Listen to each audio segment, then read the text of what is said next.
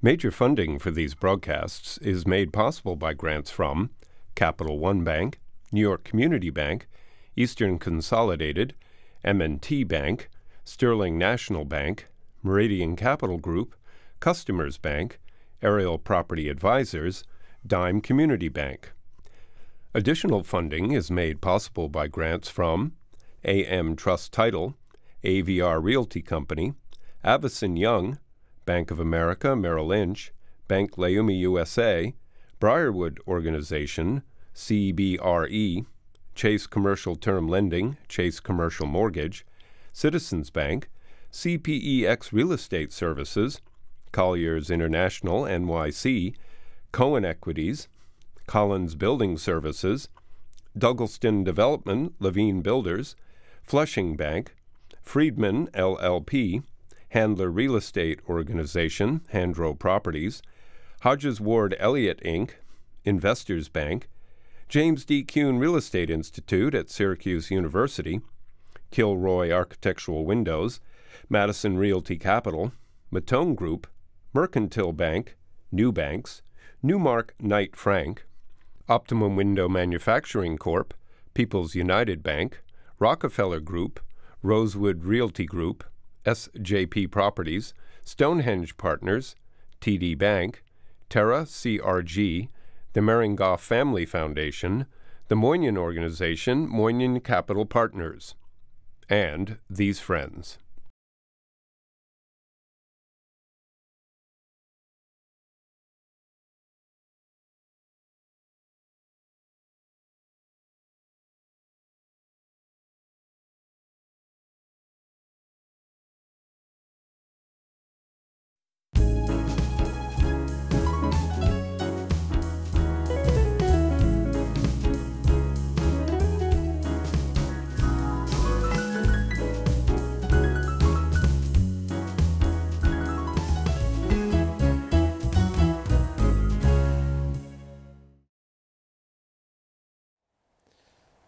I'm going to sit around the kitchen table and learn about the real estate business. I'm going to visit buildings. I'm going to go to Dag Hammarskjöld Plaza. I'm going to go to Riverdale. I'm going to go to University of Pennsylvania. I'm going to be a president of a real estate company. I'm going to own real estate. I'm going to be the third generation of a prominent family. I have Michael Cohen today. Thank you for being here. Thank you, Michael. So tell me about Victor and his father. So Victor was my grandfather. He was born in England, so they say, and he migrated in 1904. Now, this is Victor Cohen. Victor Cohen, yes. And he came to New York in the 20s, and he went into the real estate business. His father was in the insurance business, if I remember. That's right. And the story handed down generations is that the father took his own life, but because he was an insurance salesman, he turned on the gas and he cracked the window so as not to invalidate the policy, his life insurance policy. And that was Victor's father? That's right. Okay, so Victor's here. He goes into the real estate business and creates Williams. Well, he goes to work at Adams & Company. Right, Adams & Company. Is still in business to this day. But then he spun off, founded his own company. Tell me about your mother's side. So my mother is the product of two Jaffes. Ben Jaffe and Bert Jaffe of Chicago married each other. So I guess they didn't have to change the monograms of the napkins. So, but they were Chicagoans. Right. But she was raised in New York and went to high school. So how did Midwestern people from the Jaffes come to New York City? I don't know how they immigrated to New York, but I do know that my mother grew up in New York on 68th and Lex and went to Julia Richmond and was a product of the public school system here in New York. Tell me a little bit about Victor and his partners. So Victor founded Williams in 1928. And he didn't call it Cohen, right? Right. So Victor Cohen and Willie Silverman decided that the time wasn't right to call a firm Cohen Real Estate or Silverman Real Estate. So they put Victor and William into a hat, and out came William. Willie Silverman, William, had a nervous breakdown a few years later. My grandfather bought him out, And in 1936, Sidney Roos joined the firm. And Sidney was who was also, Roos was a Jewish name, but not as obviously so. And Sidney was very smooth and polished, and my grandfather thought they would have very complementary skills and relationships, and they thrived together. When did they start getting involved with buying buildings? Well, what happened was they had some very large clients. One was named Harold Block, another was Joe Rosen, whose son Ab Rosen and grandson Jonathan Rosen were doing business with us during my day. And both of them started to buy up buildings. And my grandfather, started to co-invest with them. Or I'll instead of a commission, I'll take a piece of the building. So Victor's job was to find Harold and Joe properties they could buy. And many of the buildings that we own today were bought with the blocks, or interests were taken in buildings bought by the Rosens. So tell me about Dad, okay? You said your dad, who went to Syracuse, grew up in the city, okay? But he had a vision problem, right? So my father had a very severe eyesight problem called subluxated lenses. Basically, the lenses inside his eye, they wobble. And while you can correct, for example, if you remove the lenses with cataract surgery, you can put new lenses, wear them as glasses or as contacts. My father couldn't be properly corrected because the lenses were wobbly, and so what worked with a lens in one location wouldn't necessarily work with the other. The surgery was dangerous. He was told he could lose his eyesight altogether. But I have to say, he had this impairment. He wore glasses that were like Coke bottles, but he never let it impair his ability to succeed in business or in life. And in fact, I think it galvanized him. I think it gave him momentum and impetus to be an overachiever. Okay, your mother was part of the Jaffes. Right. She grew up in Manhattan, okay? Right. She graduated from where? She went to Mount Holyoke College. So how did your mother and father meet? We have pictures of them, and they were like ballroom dancers? What was this story? The grandparents were ballroom, my father's parents. My mother and father, they took ballroom dancing lessons, but my grandparents were competitive, and they won so dancing contests. With stars type? I guess, yeah. But my parents met at a charity gathering. You know, it was a very traditional way for a young couple to meet. They were both attending a charity event, and they met each other, and they were of that age and that background and so on. It was just... And they got married young. That's right. You were born when? So I was born in 1959. To you and your sister, right? That's right, just the two of us. Okay, so let's talk about growing up in Manhattan at that time. You said to me you had a good life. You started at Birchwatham. Right. So at about 9 years old, my parents pulled me out of Birch and transferred me to a school I'd never heard of called Riverdale Country School. And I lived, you know, I consider my life something of a cliche. Upper East Side, Riverdale, University of Pennsylvania. You know, from private school to the Ivy League on the Upper East Side. I was very fortunate. You said to me you were the camps. You were fortunate that you were able to travel. Absolutely. My parents were big travelers, and in my teen years, we traveled the world together. They took me to Africa, which is a place I've been back to many times, although I got quite sick. And they took my sister and me to Europe frequently, and we spent a lot of time as a family on the French Riviera. So it was not from a point of view of convenience and luxury, we lived a very fortunate life. So we were saying at the beginning, in many family real estate dynasties, at the kitchen table is a discussion that is built into you that you learn about real estate. Oh, yes.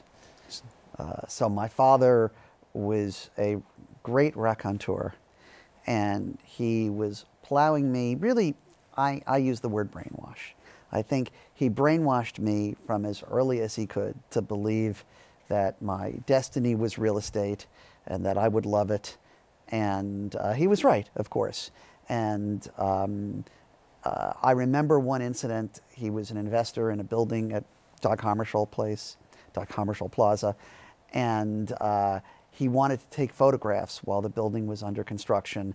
And there were no elevators. It was a 50-story building. And one weekend, he took me out, and we walked 50 stories together so he could get up to the top and photograph. Photography was one of his hobbies, which is kind of an interesting balance if you think about a man whose eyesight was very terribly impaired, that photography became one of his passions. Now, another passion that you had, which when you were going to Riverdale, is magic. Tell me about the magic. Well, that's funny. So my father used to do magic tricks for me and my sister as a kid, and I picked it up and did it through high school, and did birthday parties. Was written up in New York Magazine, which was great for. You were written up? Yes, absolutely. And it was my version of waiting tables. I would schlep around the city with a trunk full of tricks, and anywhere from 5 to, I guess, 10 or 11-year-old birthday parties, and would perform and had a ball. How did you decide to go to Penn? Dad went to Syracuse. He originally started at Vanderbilt, but he That's right. I had friends at Penn. It was a very smooth transition from Riverdale. Lots of Riverdale kids were looking at Penn, and several of my classmates went there. I applied early decision. It was a totally calculated move on my part because I wanted to be as efficient as possible with the amount of work I had to do to get into college. And like many college applicants today know, if you get in early decision in December, then you're off the hook in the coming months, and I was able to do fewer applications. It was completely premeditated. But of course, I was very happy at Penn, and Penn had a great reputation, and I thought it was a win-win. So you graduate Penn when? 1981. So it's 1981, and you knew that you were going to go to Williams and Company? I was, as I say, I was brainwashed. I never thought for a moment. So you were the third. It was Victor, right, Jerry, and now Michael. That's correct. So tell me about going there, because you said it was great going there, but it was difficult a little bit. It was tough to work in the environment. Well, so you're watching your father as a youth, and he's successful. He's a master of the universe, and he's saying, "Follow me, son." Then you get into the office, and he sits you down with a phone and a stack of index cards, and he says, "Okay, here's what we do for a living. You call strangers, ask them when their leases expire, ask them if they will look at space with you, get meetings."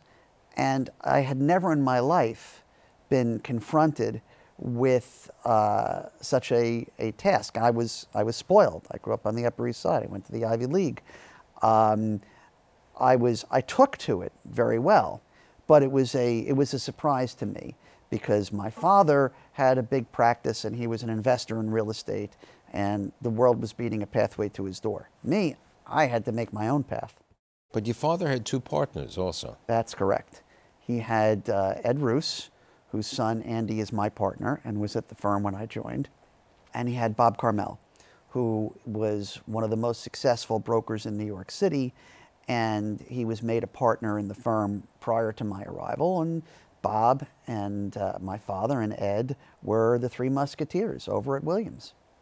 Now, you said to me over the period of time, Williams had grown from a small brokerage firm to a large brokerage firm, and it's difficult in transitioning. And I'm not sure what year it was, 97 or when you had a couple of people defect? So that was about 89. 89. And yes, we had grown to where we were one of the top 3 firms in the city. And but it's very hard to hold these firms together. Back in those days, our competition was Eddie Gordon and certainly Cushman & Wakefield.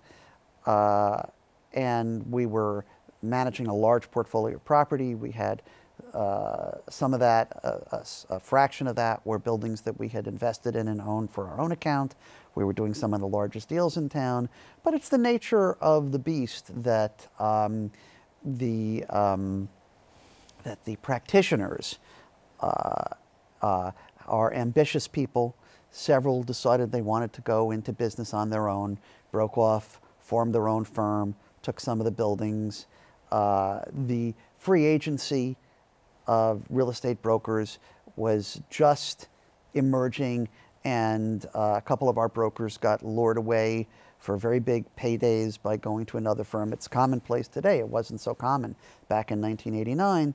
So we found ourselves under siege, and there was a recovery period. Right, and for a young president, this was a difficult task. Yes, but when I took over as president of the firm, I really had to learn on the job and figure out how to rebuild. Yeah, it was a difficult task. Now, one thing that you said to me which has been very influential in your life is the YPO, and it has a variety of involvements. One is growing your business growth, and also your involvement with the theater. Tell me a little bit about the YPO. So from a business point of view, YPO is irreplaceable in terms of educating a young president, giving them a peer group that they can bounce ideas off of and learn about, and help grow their business. It's tremendous. And my father, to his credit, wanted to make sure. He became president of Williams when he was too old to join. And he said, this is a goal of mine. You're going to join YPO. I'm going to make you president when you're young enough. And so he did. After many years at YPO, I became what's called the education chair. And I think that's the greatest job in the world. You have to plan an education calendar that's rich and robust for a group of presidents who are accustomed to the best of everything in life and in education and in entertainment. And when I started planning the calendar for my year as education chair, I decided that I wanted somebody who I had looked up to, an artist for many years in the theater, Stephen Sondheim, to speak to us and to have some people perform some of his work. And I went searching for ways. It took me a few years to network, and because Steve is a recluse, and he's past the point where he owes anybody anything in this world, so it's very hard. But I did. I succeeded in finding the Roundabout Theater Company, which is now a passion of mine. You're on the board of? That's right. I'm on the board. We have a picture of you with the Roundabout playing poker? Yes, they have an annual poker tournament. A few years ago, I made it to the final table. I came in second. I lost to Meg Tilly, who's a professional player, and Gina Gershon came in third. And I was very proud of that. But from the Roundabout, you got involved with as being an angel in the theater business, right? Yes, theater investment is not for the faint of heart, but I've been very lucky. I've invested in Wicked, I've invested in Hamilton, and I was a producer of a show that won a Tony Award. What was the show? It was called Gentleman's Guide to Love and Murder. And when they were still raising money in previews, and I went to a preview, and I saw the show, and I said, you know, this is a damn good show. This could win the Tony Award for Best Musical. And so it did. So let's go back to Williams, okay? After the guys left, there was a rebuilding, but then you really grew the company a little bit. So my focus was geographic expansion. And we expanded geographically two ways. One, by acquiring controlling interests in some other companies in the region. We acquired one in Boston, one in New Jersey, one in Connecticut, and they were very successful under our wing. And at the same time, we also had what I would liken to a franchise operation. It was called GVA. And if a company wanted to partner with us in DC or in San Francisco, they could join GVA, which was, back in those days, we called them networks. They don't really exist anymore. And so we had, as I used to say, we had two arrows in the quiver, the acquisition arrow or the GVA arrow. And we did it. We expanded. We were all over the world at one point. But what happens? You said to me, suddenly your wife becomes ill. Well, yeah. So. And you walked away a little bit from the Right. company. So we were planning our globalization strategy, and we were in talks with a couple of what I would call strategic partners to acquire an interest in the firm and recapitalize our expansion. And that's when my late wife got seriously ill, lung cancer. And I went into temporary retirement. My next 18 months were spent trying to sort through medical issues and find a cure for her. And then the next 18 months were spent being a single parent father of 3 young children. And then I gradually re-entered the business. So you were saying Victor started acquiring buildings, Jerry continued acquiring buildings, and Michael was part of that. So let's talk about some of the jewels, as they would say, of the holdings that Andy, you, and some other people own today. Which one of them is in the Flatiron District, where you have the Home Depot? Yes, this is a former department store on Ladies Mile, as many of the buildings are down there. People don't know what Ladies Mile is. Tell me what Ladies Mile is. So it was a stretch of 6th Avenue, Avenue of the Americas today, and 23rd Street, running from about 14th Street to 23rd Street, that had all the fabulous department stores, Altman's, Siegel Cooper. Orbex. Okay. And our building was a department store on the south side of 23rd Street between 5th and 6th. And when I joined the business, it was in a period of transition. It was used for manufacturing, light manufacturing, and as my father used to tell me, the people working there would, when they finished their lunch, they'd throw it in a big air shaft in the middle, and the garbage just accumulated. And his vision was to take that air shaft and turn it into an atrium. He fashioned it after a hotel he frequented in Paris, the Plaza Athénée. It had wrought iron balustrades and rose-tinted awnings, and sure enough, he did. And I'll never forget that we rented the space to an advertising agency for $11 a foot in 1981, and that was, or 82, and that was a huge coup at the time. Big ad agency, was called Bazell Jacobs, moving down there. Ultimately, it was bought by IPG. Today, that building rents for over $75 a foot. And most people know it as the Home Depot building, which is not really its name, but it's a big, very successful Home Depot on the ground floor and in the basement. Another baby would be 655 Madison. So, right, that's the corner of 60th and Madison. And about 6 or 7 years ago, we decided to take what I always thought was the ugliest building on Madison Avenue in the Plaza District and remake it with a conventional but attractive glass skin and a new lobby. And I think it was a very successful repositioning that happened under Andy's and my watch.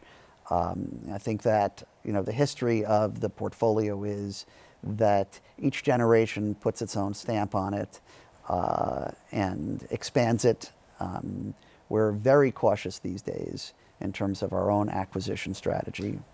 Now, what you did say to me is that it is the generations. We have pictures of your dad with Andy's father. We have pictures with Victor and everything. That it's truly the generation transfer. Let's talk today about family, and if you see them getting in there. You're married? Well, sure, yes, I am, very happily. My fingers are crossed. We have 4 kids between the 2 of us. Okay, give me the ages and the names and what they're doing today. So Zachary is 20. He's the oldest. He's at Kenyon College. He's got academic written all over him. I don't see him coming into the real estate business. Then I have my daughter Juliet, who just started at Wesleyan. She's 18.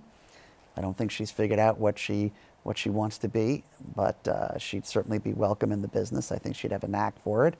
Then I've got my feisty 16-year-old Natalie, who's at boarding school, and if she's very competitive and very clever, and I think she would be a good fit for the business. And then I have my stepson who turns 11, Jason, day after tomorrow, and he's a great little athlete, a very deep thinker, and I think he'll be successful at whatever he wants to do, and maybe he'll want to do real estate. And you also have two other relatives. Your mother is alive, right? Yes, that's right. Still living in the city, right? Lives on her own in the apartment I grew up in on 86th Street.